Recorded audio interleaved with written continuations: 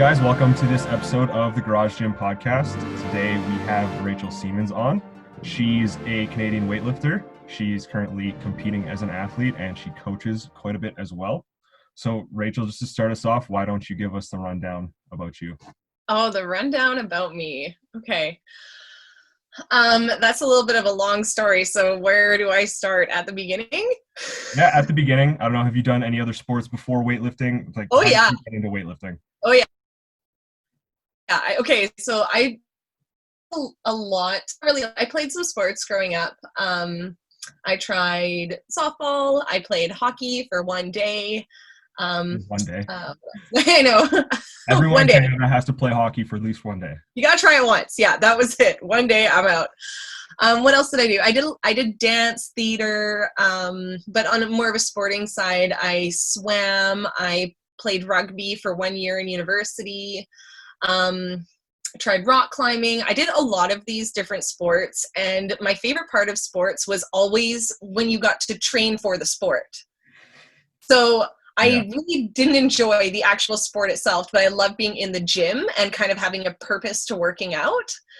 And then when I was in university, someone told me about this thing called CrossFit, gave that a try. And then my first CrossFit competition was a weightlifting competition for CrossFitters.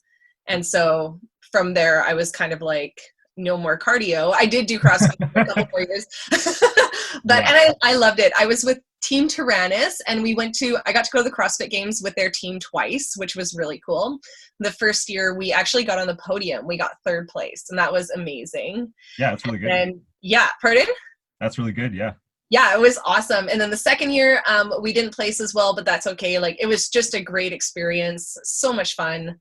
And then from there, I actually was working as a receptionist at a gym that one of the CrossFit coaches owned. And he had a weightlifting club training out of there. And he introduced me to my coach, Rob. And so that's how I got into weightlifting. And then slowly and steadily over the years, I kind of realized you can't ride two horses with one ass. And someone actually told me that specifically, those words, and it stuck. Yeah, And then I've never heard that one before, but yeah, it's very apt. Yeah, you can't. So then I went full throttle into weightlifting, and I guess I've been purely weightlifting since 2013, I think. So 7 years, but I think I started competing in weightlifting in 2011. Yeah, because that's kind of when you would have been doing CrossFit, right? Yeah, there was like a couple years of overlap. Yeah. But it's interesting, like most of my like background from kind of childhood and stuff like that is more kind of like the dance, theater, theatrical side of things. So that's one thing I really like about weightlifting is I love the performance aspect of it. So yeah, and you get to work out every day. As much as you can. It's like you want to make it pretty too, right? Yeah, exactly. And like it's a really good way for me to express myself, I guess. Like I love the blend of art and athleticism that you get with it. Yeah. And I get really weird in training. Like I love kind of weird metaphors and stuff like that. I don't really like to get too technical or sciencey. Like I like to think about like water and fire and that kind of stuff when I'm training rather than like speed. I'll add some fire, like. Yeah, like you're not pulling out a protractor in the middle of training. Yeah, no. I like the creative side of it. So yeah. I guess that's kind of my story. So I sucked at a lot of sports. I was good at working out. And here we are in weightlifting. Yeah. Okay. So what kind of results have you had in weightlifting? So I know you've won nationals a couple times. You've been on international stage. What kind of stuff have you done there? Yeah, so that has been a bit of a journey. I think I started off very naive. I remember my very first Canadians, I went with the intention of qualifying for the world, I guess it was university games or university championships, and I had no idea what I was doing. So I wanted to go, and I thought all you need is a total and you get to go. But I didn't realize you have to declare, you have to whatever, put your name on a list. So I went there, I didn't make the total, and I was totally heartbroken. But even if I made the total, I probably wouldn't have gone. So it's been a journey of kind of learning how the sport works and then growing with it, I guess. I've medaled at I think all of my Canadian championships except for one. And I'll tell a funny story because you know who Mike Bensick is. Yeah. Okay, you got to get him on here because he's awesome to talk to. But this was I think it was 2014. I didn't get a medal, and he was used to me getting a medal, so he ran up to me afterwards and he was like, "Go get your medal. We'll get a picture together." And I was like, "I didn't get one this time." So. We're sad, Rachel, and Mike's just super happy. Yeah, that was really funny. And then in 2016, we had the Canadians in Vancouver, and that was the 1 year that did I lag there? No. Yeah, just a little bit.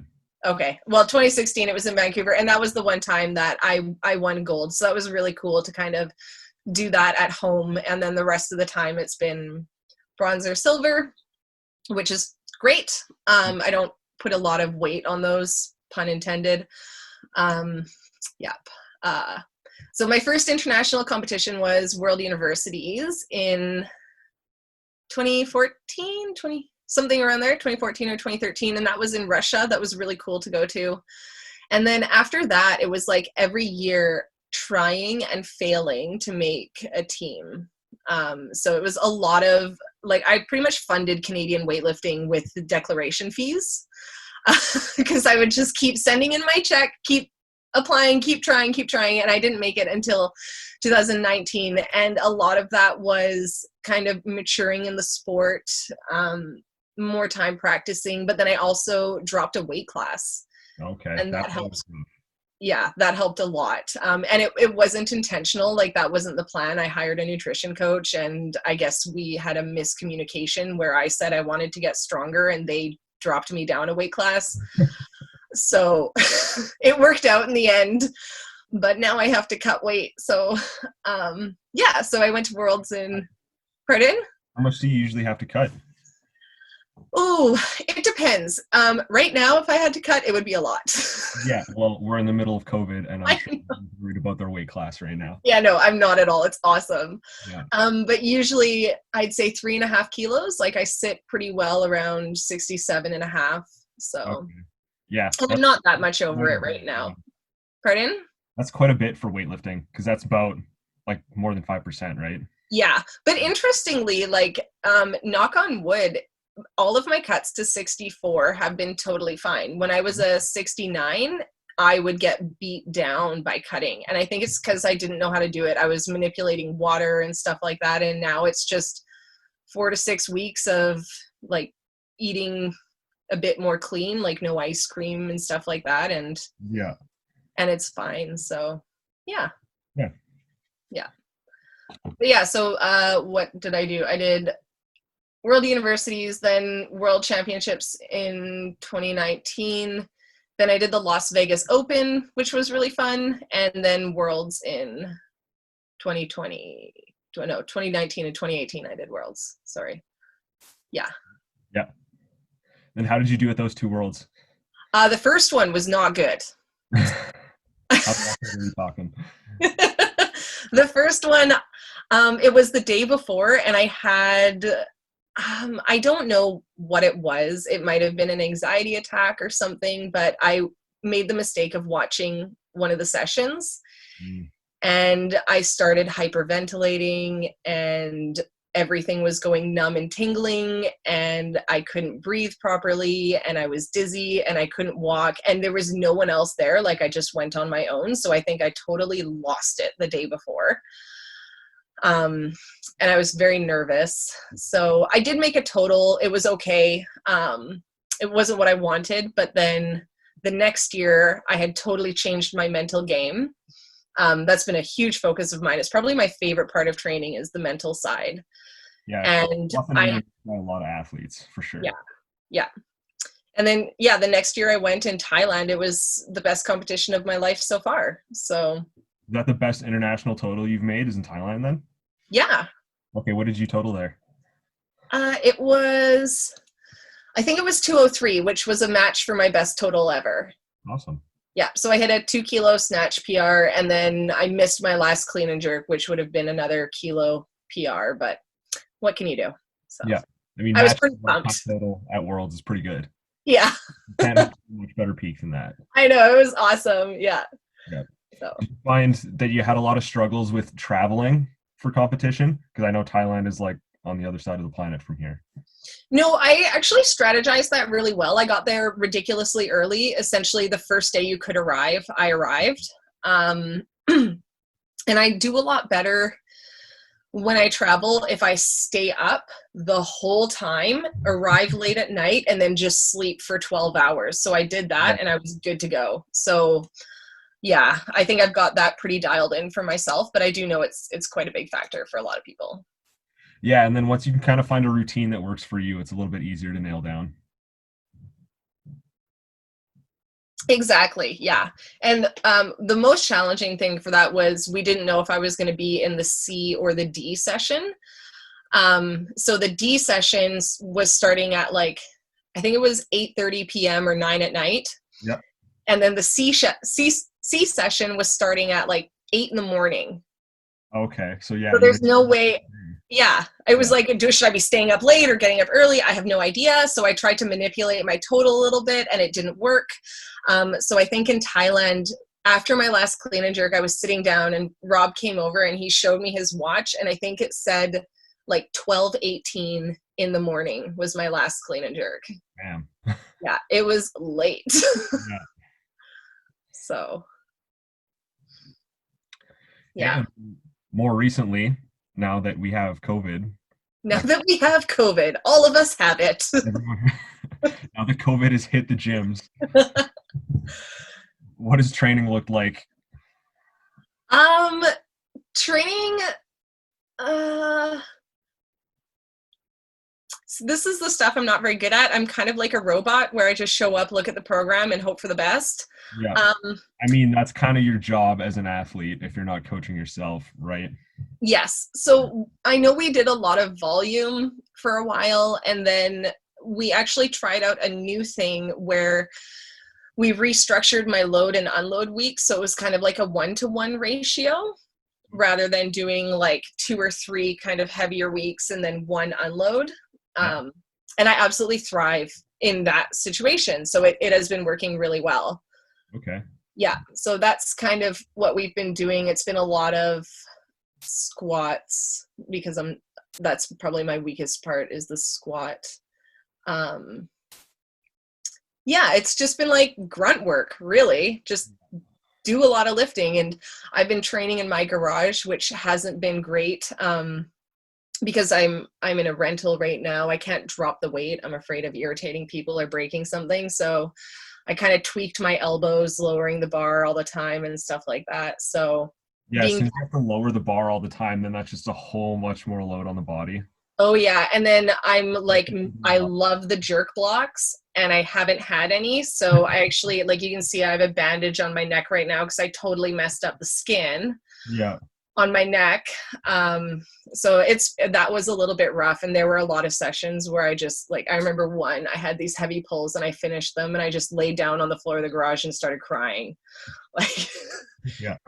there's been lots of those days, but there's also been like, I've matched lots of PRs in there.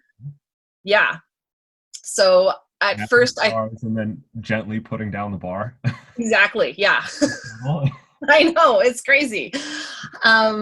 So that's been cool. I was gonna say something. Yeah, I can't remember, but yeah, it's been good. There's been like highs and lows, and I thought I was gonna hate training in the garage, and it turns out I love it. So Yeah. yeah. But regardless of like the program, what kind of environment are you used to training in? Like, do you usually train by yourself at the gym or are you usually with like a team? So Rob and I are in an interesting situation where it's just me and him right now. When I first started training with him, it was more, I think we had 8 or 10 athletes, but for the last few years, well, then it was just me and Gabe for quite a long time, Gabe Auclair. And then for the last couple of years, it's just been me and Rob. So I'm used to just either me alone or me and Rob or me, Rob, and maybe one other person. But generally, it's a very quiet atmosphere. So Isn't that much different? yeah, exactly. So yeah. Yeah. I'm not used to big places, like lots of people. So whenever I get to go to a competition or anything like that, it's always kind of extra excitement, and it makes my lifting a little bit better. So Yeah. yeah. Then do you guys have anything to look forward to competition wise, or are you kind of just taking everything week by week, month by month here? Um, BC is kind of, I think they're hoping to run a competition in August. I don't know how that would look. So potentially that, and then there's one in November as well. So potentially that. Last year, I guess at the end of Worlds in 2019, I was really burnt out and I had to compete again in February, which is a good amount of time from, I guess, September to February. But Yeah, I, it's not enough time to take time off and then peak again, right? You're not really going to be optimal again by February. exactly. And yeah, and I was totally burnt out. It didn't go how I wanted, and like I just couldn't wrap my mind around competing. So, like this break has been kind of a blessing in disguise. Yeah, Yeah, so it's yeah, brought the fire back, which is nice. awesome. Yeah, Yeah, I mean, hopefully they can have something in August because usually, like all of Western Canada looks forward to Ogopogo and Kelowna. that's the one I'm hinting at, but we don't know yet. So Okay, who well, if you knows? find out, let me Yeah. know if I can bring my athletes. Yeah, exactly.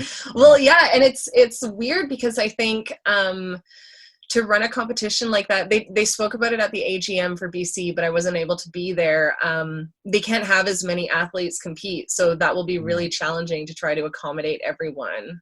Yeah, I'm sure they could have as many athletes compete as usual, but they'd have to spread it out over more sessions and more days. Yeah, maybe like a 4-day event or a 3 full days rather than 2.5. Yeah, maybe I think they would have to cut the session size in half because I Yeah. think so far what Alberta is planning, usually we cap our competitions at 40 athletes, and our next one planned is September 12th, and it's capped at 20. And yeah, so Wow. half the size, like 20 athletes for a whole province in a competition is not a lot. And all coaches and spectators have to be wearing masks and have to maintain 2 meter distance, even in the back room. So I don't know how that's going to go. It's going to be a little weird, Yeah, but and then the other thing is like, okay, so it seems like every athlete would have to have their own warm-up platform. yeah.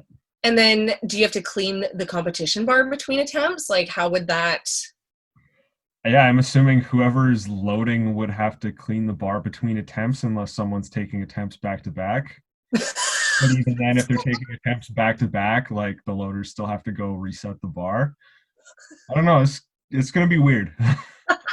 I don't know what all the logistics are gonna be. Who knows? I wonder if you could, so we're getting a little bit off topic, but it would be interesting to run a competition where it's just essentially just the warm up room and then you call your weight as you want it, but I guess you have your own bar and then the next person would go and they'd kind of do it that way. That'd be interesting. Yeah. Okay, let's bring that to BC weightlifting. Tell them they Okay. can do that. Run Ogopogo. Yeah. That'd be fun. Yeah, Yeah. you could actually watch more than one athlete at a time. I don't know. Exactly.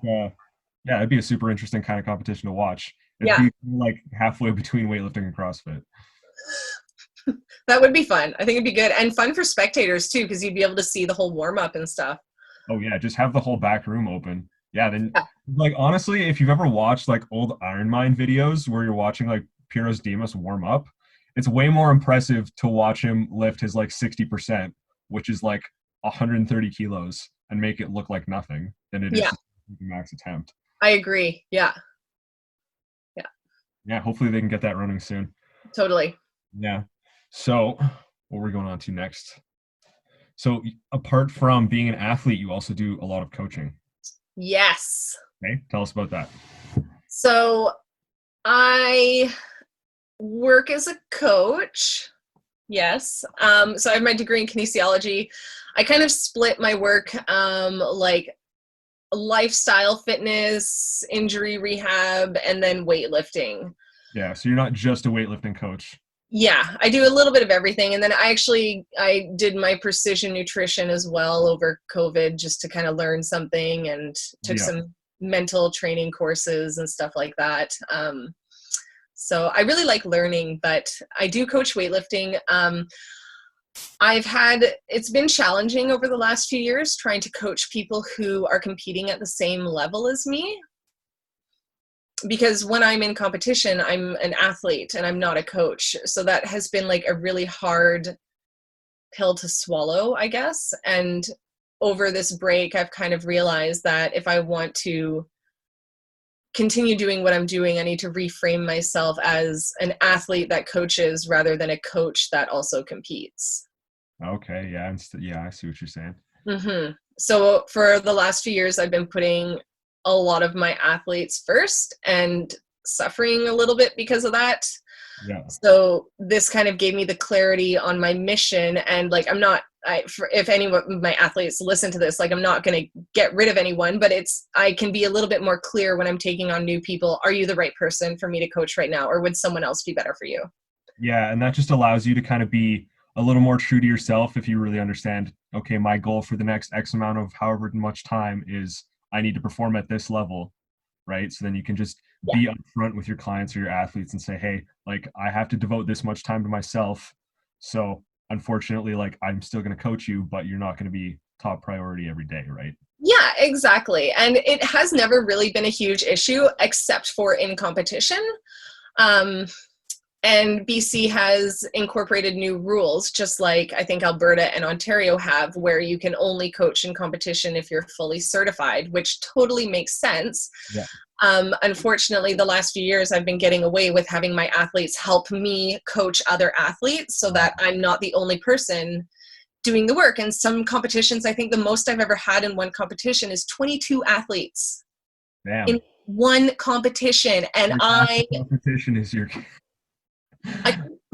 So I couldn't have done that on my own without them. But now looking forward, unless these athletes decide to get certified, like only time will tell. I honestly have no idea how I'm going to do it, but I will figure it out because there's a way. I can't imagine being the only coach with 22 athletes for a day. Oh yeah. I would rip all my hair out. Yeah. Yeah. I mean, if you're a soccer coach, you've got however many athletes, that's whatever. You're not counting numbers individually for all of them. You're just like, okay, team. Yeah. But you can't do that with a bunch of weightlifters. No, you can't. Yeah. So it will be interesting.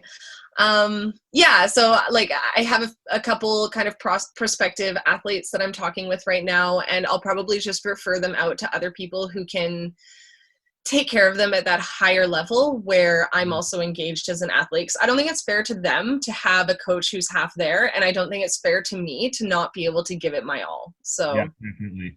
Because I mean, it's just a matter of communicating what the priorities are. Yeah. And that was hard to learn, but now that I've kind of realized it, it's almost freeing. And because of that, like, I love working with recreational athletes and I love developing athletes. It's so much fun. So I can just focus on that, developing and having fun with people. And then if they want to go further, like, I have a lot of connections I can refer people to, and that's great. So yeah. I mean, if someone's recreational or they're just beginning, they require like a lot less time and focus than someone of a similar level to you might. Yeah. Well, and that's interesting too, because like for me, when I'm with Rob, it's funny, like I do the best when it's almost like he doesn't coach me. And then we just have like a 5-minute chat at the end and discuss what worked and what didn't work and what I need to work on next time. Yeah. So it's almost like you go through a phase where you need so much information. And then as you get better, it's like the information required and the timing of that information changes, right? Yeah. And I think a lot of people struggle with that. Like there's a lot of athletes that want corrections after every single rep and set, and they don't realize that, that makes you better for the next 30 seconds, but it doesn't make you better for the next 30 months, you know? Yeah. Like that's not how learning works. Yeah, because if your coach just every single rep all day, stay over the bar, stay over the bar, stay over the bar, and then the moment they walk away and they don't say it, you're just behind again. You're not really learning. No, you're not. No, and if Rob tried to do that to me, I would attack him with my barbell. So yeah. As you get more advanced and that you can actually kind of coach yourself a little bit as you're going, you can feel where you are, feel what you need to do. Totally. And like today I had jerks and it was all singles, and I guess I had 5 singles, and my 4th rep I didn't think was good. Like it felt very bad. And then my 5th rep felt good. And Rob was like, what are you talking about? They were both excellent reps, but it's hard. You can't get inside someone's body and feel what they're feeling, right? Yeah. So once you're at that level, it's like, do you listen to your body and try and work on what was wrong? Or do you just trust that the objective view was that it was good? Who knows? Yeah. You kind of have to take a blend of both, because you can never truly trust what your body feels, because if you're tired, even though it might be a perfect lift, it's going to feel like crap. Totally. Yeah. Oh, I've had those days. Yeah, Yeah. we all have. And doesn't it suck when you come into the gym and you're like feeling refreshed and energized and you're like, I'm going to kill it. And then it is the worst session. I never trust that feeling. I'm into the gym and like, okay, I did heavy clean and jerk volume yesterday, but I feel good today. Something's wrong. Something's wrong. Yeah, I haven't learned that lesson yet. I still disappoint myself. Yeah. And then I'll come into the gym on a Saturday morning after I train on Friday night, and I'm like, I got to max out my hang snatch today. I can't do it. PR, you feel like crap. And it's like, nothing makes sense. Don't trust your body. Yeah. So, do you coach? I think you coach a whole lot of youth athletes too, don't you? Yeah. So I do run like a youth weightlifting program. They're aged anywhere from, I think we had one who started at like 7 years old or something. Up until about 15, in which case, like, depending on how mature they are and independent, I'll shift them over into the senior club. But yeah, they're interesting. They're challenging for sure. They're very different than adults.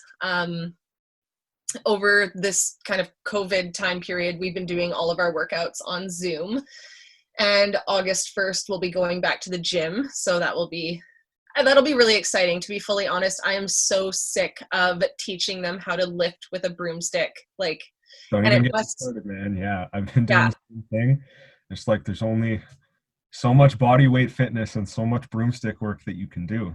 I know. And so what it's kind of turned into is we work out for an hour, but the first 20 minutes we have like a nice chat and we check in, and we always do a question of the day. So I've been making them a little bit more in depth, and like we've been getting to know each other a bit better. And to Yeah, me, that's almost more important than the weightlifting itself right now, is kind of maintaining that social connection. And I definitely agree. yeah, and yeah. The more you can have that like relationship and that connection, the more you're going to be able to actually do productive training when productive training's available. Totally. And then you can do all the body weight stuff you want and all the broomstick work you want for like 6 weeks, but then like you as a coach and them as an athlete, it's not useful anymore. No, it's not. And it's boring. And to be fully honest, a lot of them have stopped coming to class. So I think the last 2 classes, we've had 2 of 9 show up. Yeah. So a couple of them have moved over this time. So that's understandable. But yeah, they've kind of fallen out of the routine. And I get it. They're kids, right? They want to be outside. They don't want to be stuck on their computer doing that stuff. So Yeah. when August 1st hits, we'll get it back up and running. But Yeah. It's just kind of a struggle as a coach in that situation, because you're like, well, what do I do then? mm-hmm. Because you kind of you don't really want to sit back and do nothing, but at the same time, you're like, well, I'm bored of this and they're bored of this. What else do we have left, right? Yeah. Well, I try to make it fun. One of my senior athletes, but she's a youth, came up with a new jerk exercise where you kind of like, you start in a split, like we call it a goofy split, with your wrong leg forward, and you do a dip drive. And then after you drive, you switch your legs. Okay. So we call that a switch jerk. And like, I've been kind of getting creative with them and trying new things and just challenging them. And we've been doing a lot more stretching than normal and stuff like that. So Yeah, kind of anything that's accessible. And yeah, then have fun new primers for when you're back. totally. And like my goal teaching that class isn't even, honestly, it's not even to develop competitive weightlifters. It's just to kind of instill fun in sport, fun in using your body, and creating like a positive social environment that kind of complements their lives. And I encourage them to do other sports. Like I have a couple who play basketball and softball, and I say, if you want to dunk the ball, you're going to have to jump high. What's going to help you jump? Weightlifting. Like we tie it all together and make it complement things rather than being kind of the way. It's just a part, you know? Yeah, 'cause So you take all the fun out of it and you take someone from 7 years old and say, okay, we're going to train you to be competitive at this. They're going to burn out by the time they're 13. oh, of course. Yeah. Yeah. Yeah. So yeah, we just have fun. And like every once in a while I'll get caught up. Like I'm very competitive when it comes to my Yeah. athletes. I'll see people posting videos of like my youth weightlifter is lifting this. And I'm like, oh, why is mine not doing that? And then I remember like, we're just having fun, you know? And it's a really cool environment. They used to, when we were doing classes in person, a lot of them would get dropped off early because their parents have different schedules, and they would just come in and like play baseball with the foam rollers and a tennis ball or whatever, and they just hang out and have fun. And then they started like going to Tim Hortons together or like texting each other after class. Like they're making friendships, and I think that's awesome Yeah. because it's almost like a community of a lot of them don't really play. Half of them play other sports and then the other half don't. So it's kind of like,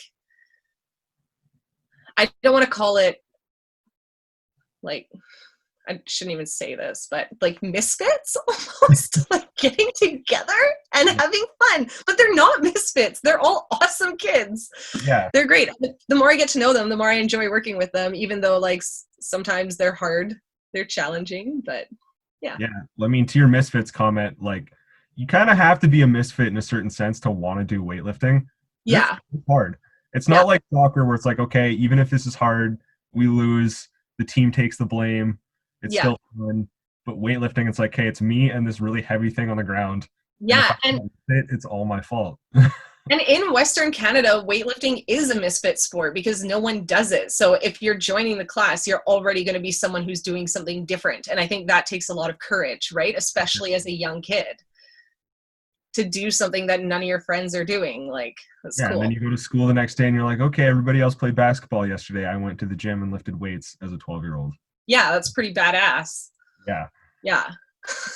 Yeah. That's why you see so many people from like marathon running and wrestling and CrossFit going to weightlifting, because it's like, weightlifting is hard, but it's like less crazy than those other things. Oh, yeah. So that's where you get all of those other misfits. Yeah. I work with a couple of triathletes, and like, I can't imagine. I asked them once, like, what do you think when you get to the halfway point? Like you're half done and it's been what, 5 hours? I don't know how long it takes, but like, Yeah, I run for 30 minutes. I'm like, okay, I can't do anymore. I yeah. can't imagine doing it for that long. Yeah. But then at the same time, I'm sure there's marathon runners out there that are like, wait, lifting weights for 2 hours? Yeah. Well, a lot of people look at it and they say you're doing two of the same movements over and over and over And over. and over. Yep. Yeah. You get a few overuse injuries. Yeah. Yeah. It's more fun than it sounds, really. Yeah. But I Yeah. mean, okay, you're a marathon runner. You're doing Yeah. it over and over. Yeah, And over. exactly. Yeah. Yeah. Yeah. I mean, you're doing a whole lot of assistance things too and breaking down the movement and trying to figure out where the weaknesses are. You're not just doing Mhm. the same one and two things over and over again, right? Yeah. Like if you have a coach that's looking at it from the perspective of, okay, I need to break down this movement pattern and figure out where the weak link is to fix it. That could be a whole variety of different things. Yeah, totally. And I think it's cool. Like, Rob is really aware of that. Like, he doesn't want me to get bored of movements. But I think I'm the kind of person where I would be happy just to snatch and clean and jerk every day. Just classic snatch, clean and jerk all Right. the time. Because they, like we were talking about earlier, they feel different. Nothing feels the same. And Yeah. everyone is searching for this, like, this mystical idea of consistency. And they don't realize that the better you get, the more consistent you get, but at the same time, the more aware you get. So as you get more consistent, you become more aware, and you're never consistent because you're aware of tinier and tinier things. Yeah. Like it's just this unreachable goal. Yeah. Because But, the more aware you are, then you have 0.5% difference in your lift. You're going to feel it. yeah. As you were saying before, okay, Rob looks at your lift. He says it's perfect, but then you think about it and you're like, that was wrong. Yeah. It's still kind of weird. Yeah. And like as you fluctuate weight in a day, or one day you get more sleep to it than in another, it's going to change how those weights feel. Totally. Yeah. Yeah. So, do you have any funny stories about some of the days that you're running the class with the youngsters there? Oh man. Doesn't have to be one story. One story. One story. They don't, they're like, they crack me up a lot of the time. Well, okay, so I co-coach, like there's two coaches there, me and another guy I used to coach. His name is Josh. So Josh and I coach, and one day I think Josh wasn't there for some reason. So we were all kind of sitting in a circle stretching, and I was like, you guys, I'm sorry Josh isn't here today. I know he's the happy one all the time because Josh has like this positive mood that's unshakable. Like I've never seen him upset. And I was like, I'm sorry I was a little bit grumpy earlier today. I know I'm a little bit more hit and miss. And one of the kids was just like, yeah, we can tell. Like, Absolute savage. oh yeah. Oh yeah. And then we have a rule where if you swear, you have to do a burpee. And it's always me. I'm always the one doing the burpees. And it's not even like I'm angry. I'm just like, oh shit, that was a great lift. Like, fuck, I have to do a burpee now. Ah, that's two. Damn it. And then that's the third, right? Like, I try to be a good model for them. I try so hard, but. Well, I'm sure you're an entertaining model for them at the least. Yeah, it's fun. Yeah. And what else? We have one of the kids, he competed in, what month was it?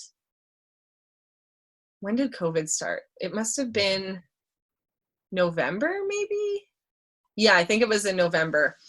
And he was in the first session of the day with the men. So it was kind of, they went by total. So it was the lowest totals were going first. And he did his lifts, and he was so excited for everyone else that he stood kind of by where you enter the competition platform.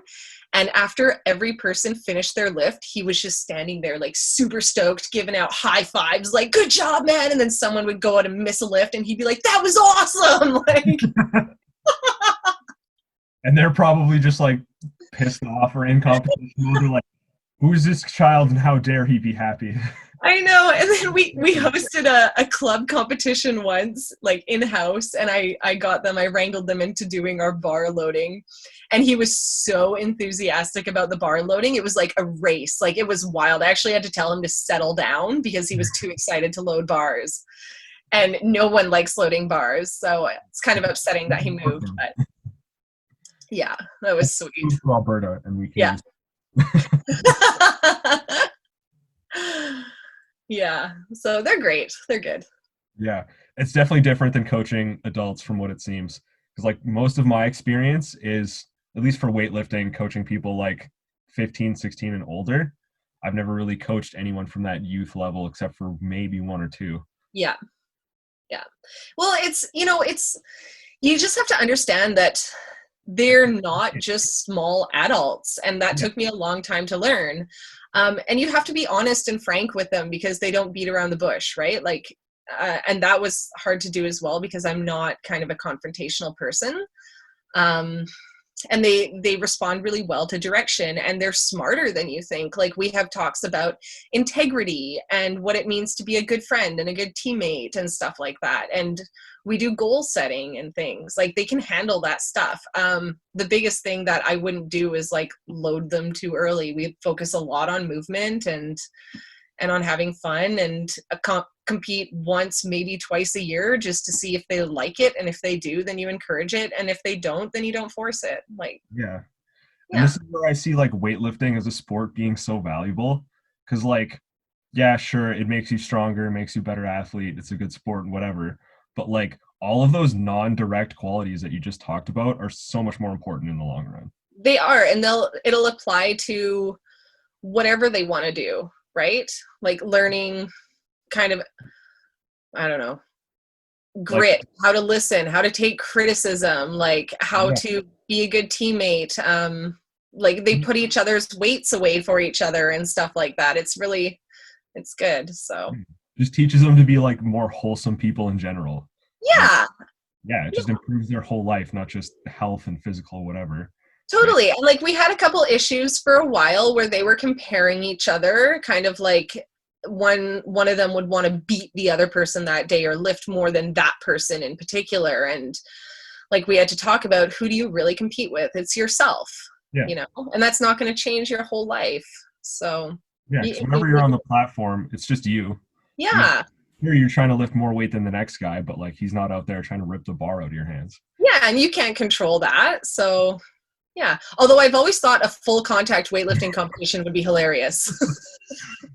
Okay, so I guess we can't do that during COVID. COVID's done, like half MMA, half weightlifting. Yeah. Warm up room style, no curtains. Number one spectator sport in Canada now. Oh my God.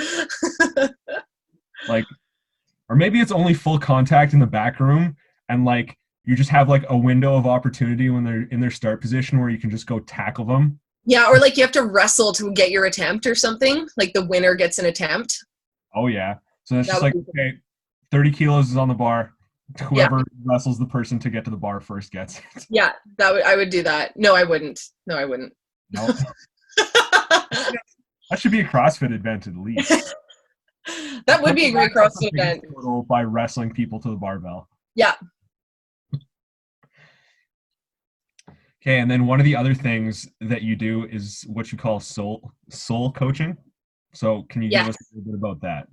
Okay, so that was kind of what I talked about earlier, just like with the youth, kind of teaching them like some valuable life things, I guess. But soul coaching to me, when I think about my ultimate purpose, and this is in coaching and in weightlifting and life, I kind of think about like,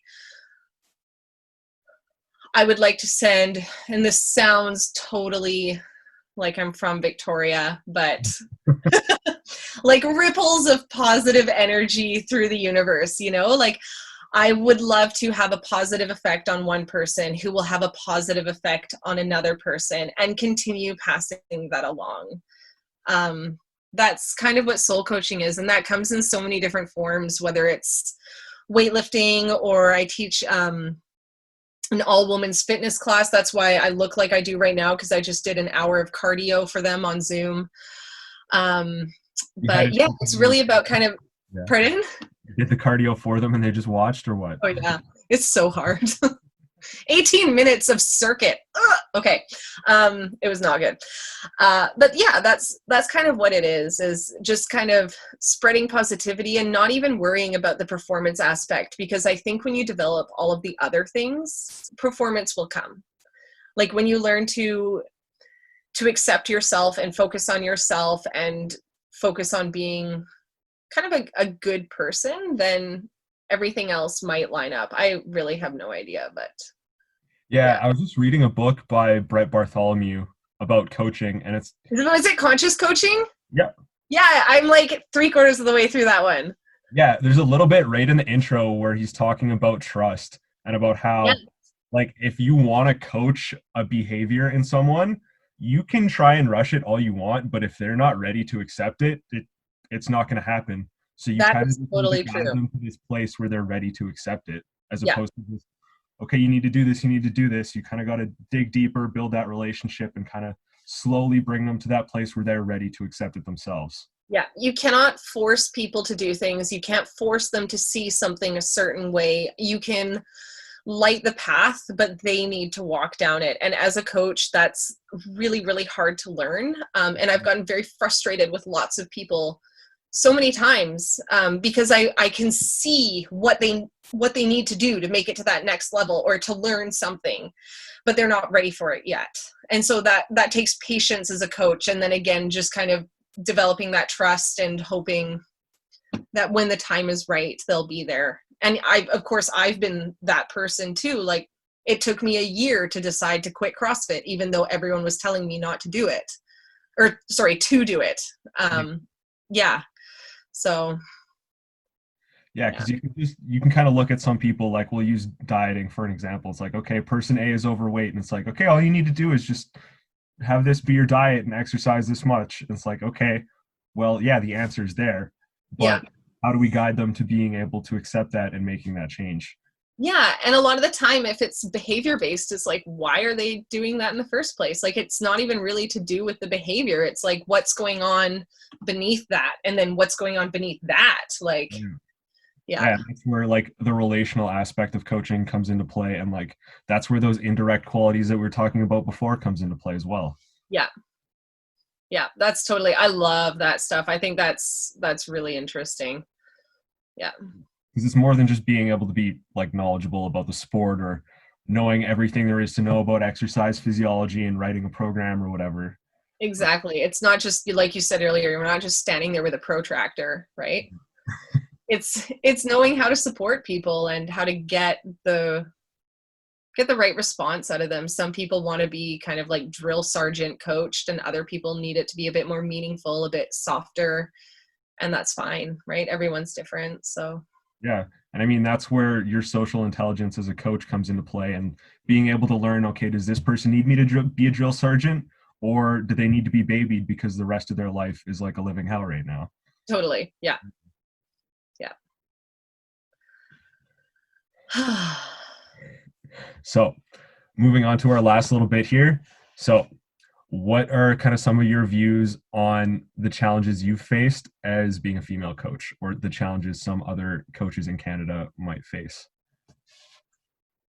And this is where you can bite your tongue if you want, but So being a female, one of the criticisms, and I wouldn't even call it a criticism, but I've heard this a few times, specifically, not even specifically, but I've heard it from athletes saying that I'm not hard enough on them. I think I have more of a gentle personality, and I don't know if that comes from kind of my feminine side or what, but because of that, like I've had athletes go to other clubs for different coaching, and that's fine. For like a male coach, and that's totally cool. But I think because of that, because I'm a little bit softer and I struggle to confront people about things, I've almost faded a little bit behind other coaches, which is fine right now as I'm focusing on competing. But yeah, I don't have a lot of experience being necessarily like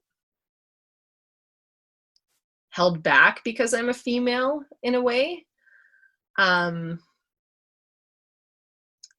Yeah, maybe I just don't see it. yeah, I mean, sometimes it can kind of be hard to see, but like Mhm. everything that you're mentioning right now, like none of that is exclusive to being female. Like Yeah, I myself am like a relatively passive and non-aggressive person when I coach, and I like kind of do struggle when I have to push my athletes more, because like myself as an athlete, I felt that I was always being pushed too much, and whenever I wanted to slow down or be held back, like no one would let me do that. So yeah, then now I'm the polar opposite, where I'm like, okay, I'm too afraid to do that to other people, so I'm a lot more passive and I don't push as hard. yeah. So I Well, don't think that's really good to hear that it's not like a female thing, because I've always thought like, oh, maybe this is being me being kind of like, I don't know, sexist or whatever, being like, oh, you're a girl, that's why you're softer, you know? yeah. But yeah, I guess I don't feel like I've ever really been held back or experienced anything like that. Yeah, I don't know.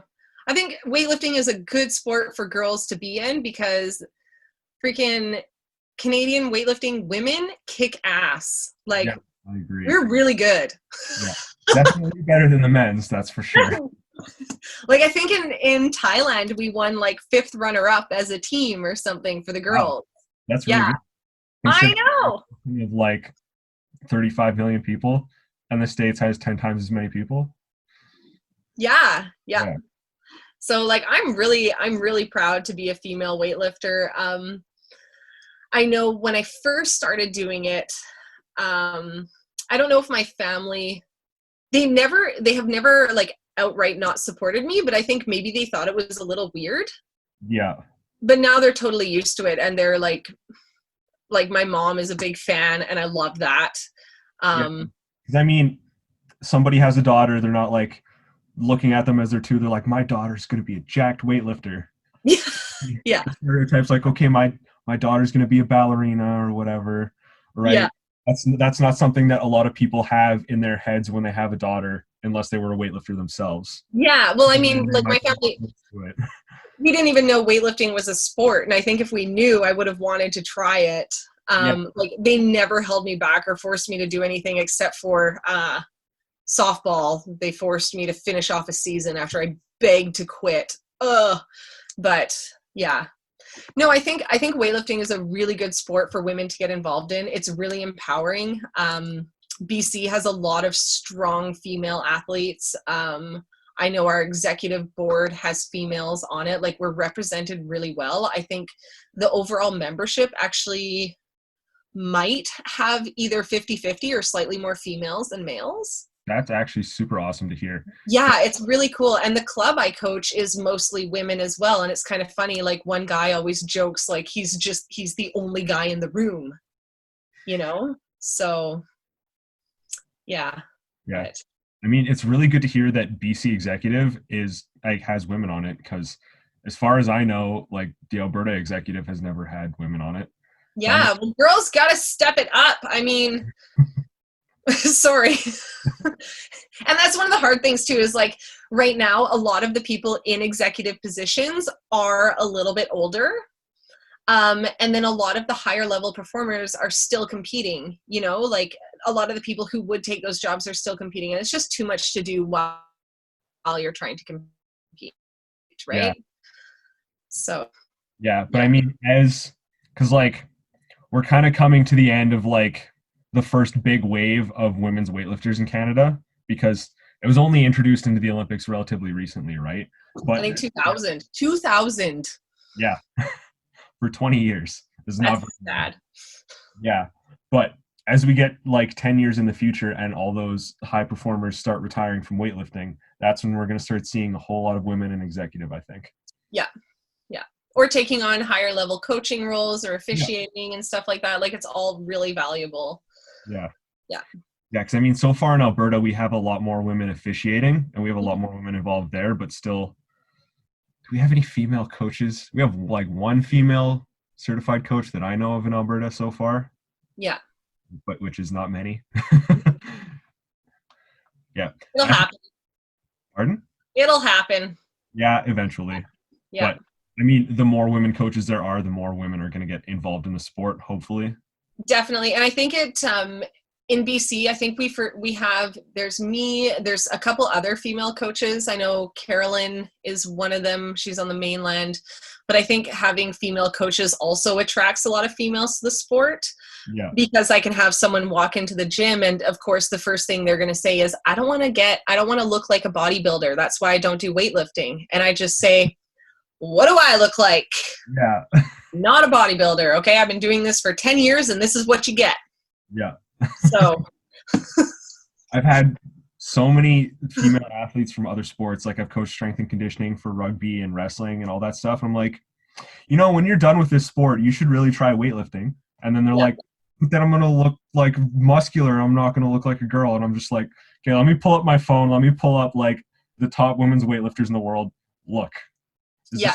is there something wrong with this? But at the same time, like there is nothing wrong with being a muscular female. You Yeah, know, exactly. it's amazing to be able to express your body's like fullest power. Yeah, Right? Like that is super cool to know, like walking. I love the thought of like walking down the street and just thinking, I can lift this weight. Like I'm just like, dang, I'm strong, yeah, So, yeah, it's really cool to know that. And like I coach a couple female masters athletes in their 60s and they're deadlifting like over 100 pounds, or 150 pounds. Like it's amazing. yeah.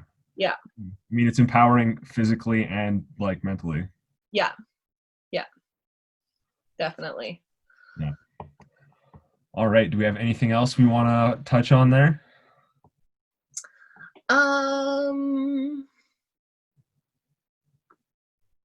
Yeah, I have no idea. Yeah. That was a good chat. Yeah. Yeah. We got off topic a few times, but I mean, they're all fun, interesting tangents. Yeah, I hope I didn't say anything bad. No, not even close. You're fine. Okay.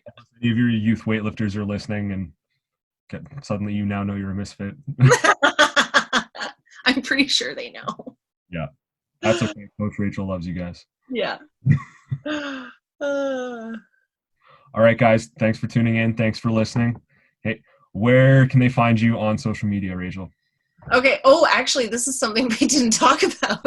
Oh. Social media. I have been like way off the grid, like putting myself in a hole in Antarctica for the last, I don't know, long time. I'm back on, kind of. Kind of. Yeah, I mean, on Instagram. every other day. Pardon?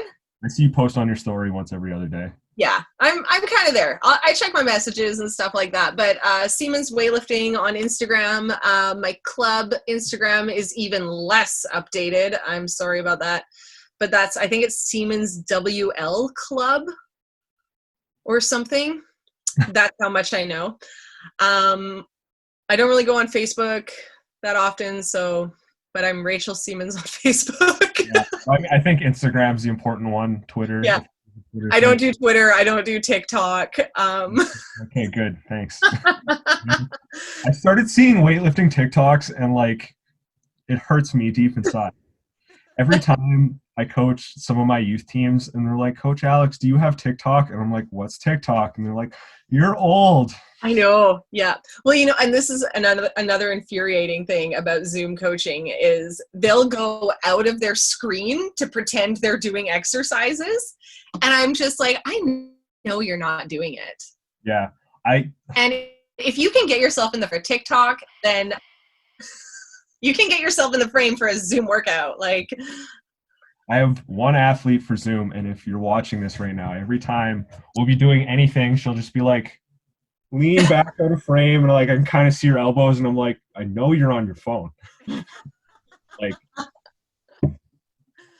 they do some sneaky stuff. They think they're getting away with it, but man, Josh and I have had some funny conversations after class. Being like, can you believe that? It's like, fool me once. So. Yeah. And then if anybody's interested in becoming one of your athletes, where do you coach? And do you do any of the online stuff? So I find you in person. They can find me at so Siemens Weightlifting is my website. Again, hasn't really been updated in a while. I don't have a lot of time for all of this extra internet stuff. But I coach the internet. I coach out of CrossFit Vic City. So you can find my contact info on my website. And I coach at a CrossFit Vic City. I don't do a ton of online coaching right now, but depending on what people are interested in, like I'd be happy to do that. I do mental skills coaching. I do nutrition coaching as well. So yeah, there's lots going on. They can contact me if they feel like they would vibe well, then I'd be happy to help. Awesome. Yeah. Okay. Well, thanks for being on. Thanks for chatting.